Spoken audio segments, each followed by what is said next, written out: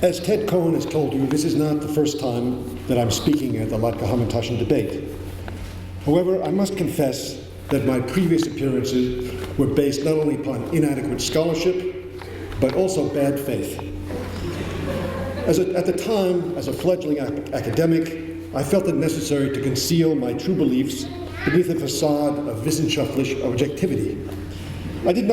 I now cringe to confess, even take sides between the Latke and the Hamantash. Instead, I treated both as equally valid representations of differing perspectives upon Yiddishkeit, universal moral principles, and location within Chicagoland. But now I'm more mature and secure.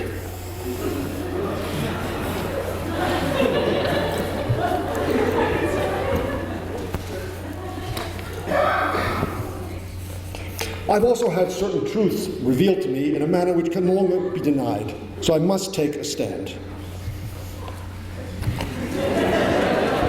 To put it very simply, Latkes instantiate the basic virtues of Judaism and a well-ordered life, while Hamantashen, like their namesake from the Scroll of Esther, represent an evil empire.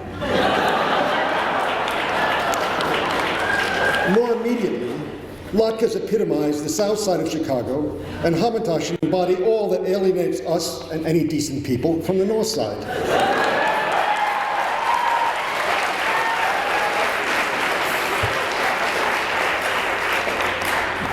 Some of you may treat such an interpretation as simply the resentment of an underpaid professor who cannot afford a condo on the Gold Coast, and also forces his wife to drive to her job at the Latin school each morning while he bicycles at his leisure to Regenstein Library. I do not entirely deny these accusations. Latkes and the potatoes from which they are made are the plain food of the humble, while Hamantashen are a bad Jewish imitation of fancy French pastry. However, lest I be accused by our neoconservative brethren of promoting class warfare among the Jews, let me make clear that my argument is not built around any postmodernist Marxist metaphors. Instead, it rests upon the real qualities of these two foods and their immediate social effects. The proof lies in the recent fate of two institutions which embody the dichotomy of Latke-Hamantash, south-north. Let us now turn to an enlarged image of the illustration from my cover page slide. You will see that it indicates a path between two Chicago locations, which some of you will probably recognize. The next two slides zoom in on these sites. They also reveal the hitherto hidden infrastructure that decodes their respective Latke-Hamantash identities.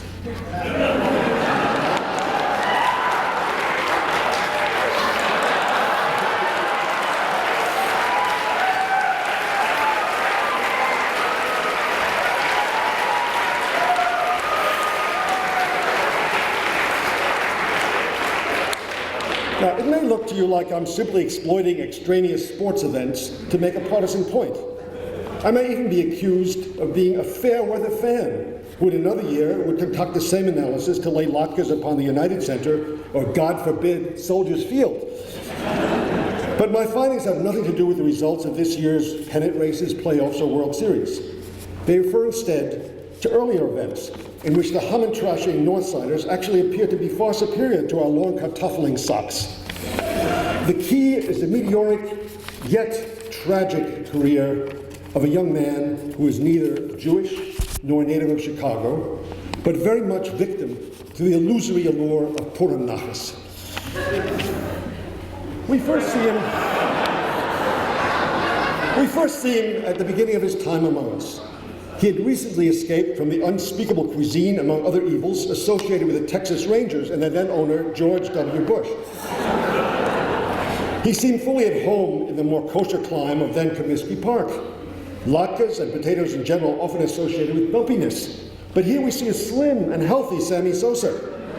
His inner being, nourished by the spiritual aspects of the latke, is as pure as his exterior. He does not break any base or moral rules, and sends most of his paycheck back to his mamala in the Dominican Republic. Next, we follow Sammy to his apparently greater glory on the north side. He breaks home run records. He gestures happily and triumphantly to the crowd. The hidden message, Sox fans, Southsiders, eat your Latka hearts out. But it was soon suspected that something untoward resided behind or inside this new Sammy. You will have noticed his sturdier build, perhaps just the result of maturation. Now look at this illustration of the uncanny growth of his muscles. I did not fake this picture or its attribution. You can find it on the indicated website and even buy a copy for some undoubtedly obscene sum to support an alleged charity, a typical North Side whitewash of ill-gotten gains. Sammy was never caught for anything more serious than corking his bat. Eventually, however, inner guilt and perhaps some accompanying bodily pathologies caught up with him. He became morose and irritable.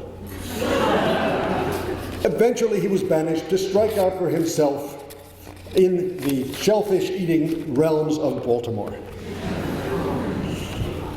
But you may ask, what does all this baseball boy talk have to do with the serious adult matters of latkes and Hamantaschen? It is this point that my investigation will reveal for the very first time the scandalous secret behind Sammy Sosa's rise and fall. Here is a photograph taken by an undercover Southside agent of Sammy's personal Wrigley Field locker.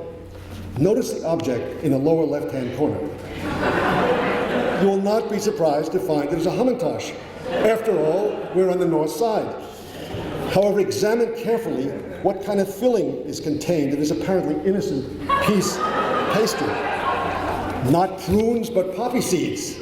And not, as our latest laboratory tests indicated, ordinary poppy seeds, but a variety imported from Central Asia and already transformed into a powerful drug. No wonder Sammy Sosa was never caught using steroids. That was not the chemical source of his sudden and transitory muscularity. Instead, it was another corrupt outcome of consuming Hamantaschen. For the purposes of Chicago communal struggles, this discovery provided all I needed to know about the role of latkes and Hamantaschen. However, as a patriotic American, I turned my data over to the Department of Homeland Security. They are slowly, but no doubt, surely, tracing the contents of the Wrigley Field Hamantaschen to their sources, apparently in Afghanistan. Rumors have it that the Chicago Cubs will soon be placed on the list of organizations suspected of terrorist connections. However, don't applaud. As I told you earlier, I'm not a resentful or a vengeful person. Let 1,000, yea, 10 million Hamantaschen bloom in the bakeries of the North Side. But keep them far away from the sacred game of baseball. We have also not forgotten what happened in this realm not 5, but 85 years ago. Whirl your bliggers at this image.